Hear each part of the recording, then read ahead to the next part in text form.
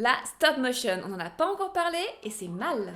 Aardman est un de mes studios d'animation préférés, vous les connaissez certainement car ce sont eux qui ont fait, pour leurs titres les plus connus, Wallace et Gromit, Chicken Run et Les Pirates bon à rien mauvais en tout. Et donc également Shaun le Mouton. Shaun le Mouton, c'est une série de 5 saisons produite pour la BBC et la télé allemande, un film sorti en 2015 financé par Studio Canal, un second film en préparation, un jeu vidéo pour la DS, quelques spin-offs et courts-métrages, un parc à thème, une comédie musicale et plein de récompenses diverses. Un bon petit succès à tous les niveaux. Shaun, un personnage d'abord apparu chez Wallace et Gromit, est donc un mouton au sein d'un troupeau beaucoup plus humain qu'il n'y paraît. C'est d'ailleurs leur souci principal quand ils ne broutent pas, faire croire à tout le monde qu'ils sont des moutons tout ce qu'il y a de plus banal. Quand le fermier se montre, tout le monde doit être à quatre pattes, en train de brouter le pré, et pas en train de faire du cerf-volant ou de manger les pizzas devant la télé. Le problème c'est que, à part Shaun, les moutons sont globalement assez bêtes et complètement obsédés par les gadgets des humains qu'ils veulent s'approprier.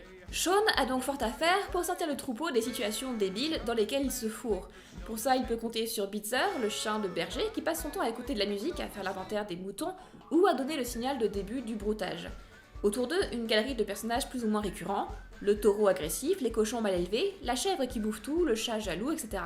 Si vous avez des enfants autour de vous, ou si vous en êtes un grand vous-même, je vous conseille de jeter un œil à cette série pour plein de raisons.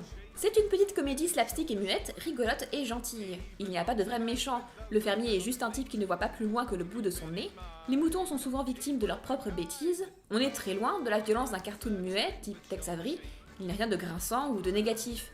Mais on est très loin aussi des bons sentiments et bonnes valeurs appuyées qu'on trouverait dans une production Disney. C'est beaucoup plus facétieux et impertinent que ça. Pas de morale à la fin, les personnages ont fait les couillons pendant tout l'épisode et s'en tirent sans problème. Donc c'est une série complètement appropriée aux enfants et qui ravira aussi les adultes qui, eux en plus, y verront tout un tas de références à d'autres œuvres. Comme sur Minuscule, on a affaire à une série muette, mais Shaun est moins minimaliste.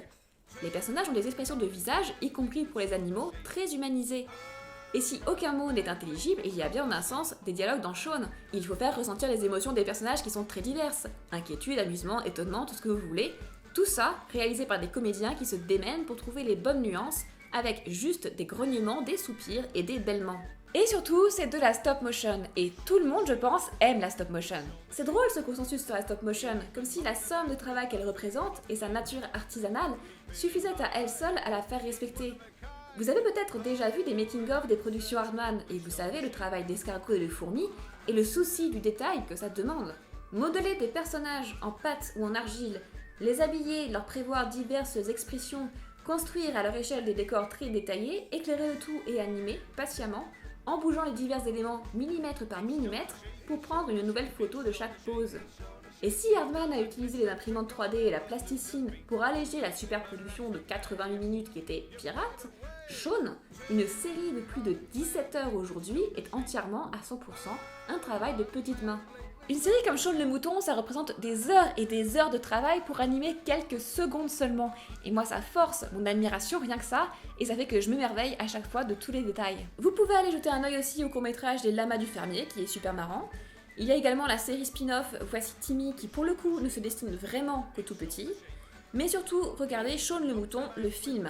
Il bénéficie évidemment d'un budget et d'un développement plus important que pour un épisode de 7 minutes, donc vous le trouverez plus ambitieux en termes de réalisation, d'histoire, de figurants, de décors, de comédie et d'émotion. Il est génial. Donc je vous conseille Shaun le Mouton, en particulier si vous avez des enfants autour de vous et que vous cherchez à leur montrer des choses. La série est assez accessible, je crois qu'elle est diffusée sur France 3, France 4, peut-être même Gulli en ce moment, donc aussi en replay sur les sites correspondants. Il y a la chaîne YouTube officielle, et puis il y a les DVD pour la série et pour le film. Quant à moi, je vous dis à la prochaine pour d'autres recommandations. Ciao! You find a way to come